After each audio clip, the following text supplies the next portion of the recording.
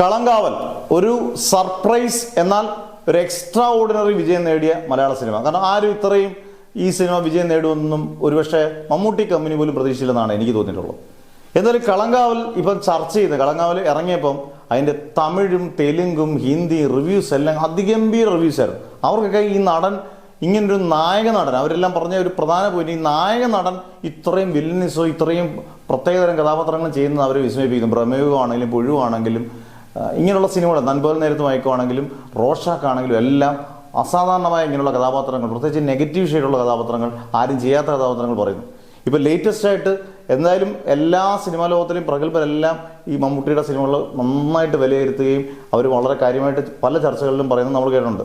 കളങ്കാവലിനെ കുറിച്ച് ഏറ്റവും ലേറ്റസ്റ്റ് ആയിട്ട് പറഞ്ഞേക്കുന്നത് പാർത്ഥിവനാണ്. അദ്ദേഹം പറഞ്ഞേക്കുന്നത് മമ്മൂട്ടി എന്ന് പറഞ്ഞാൽ നടന് മാത്രം ചെയ്യാൻ പറ്റുന്ന ഒരു ക്യാരക്ടർ, പ്രത്യേകിച്ച് മില്ലിനസും ഒക്കെ എന്ത് ഗംഭീരമായിട്ടാണ് ചെയ്തേക്കുന്നത്.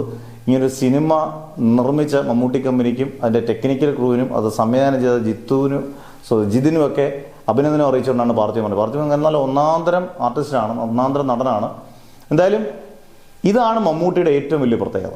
അതായത് ബാക്കിയുള്ള ഇതര ഭാഷകളിലുള്ള പോയി പടം ചെയ്യാതെ തന്നെ നമ്മുടെ മലയാള സിനിമയെ നമുക്ക് ഇന്ത്യൻ ഭാഷകളിലേക്ക് ബാക്കിയുള്ളവരെ കൊണ്ട് നല്ലത് പറയിപ്പിക്കുക എന്ന് പറയുന്നത് വലിയൊരു സംഭവമാണ്.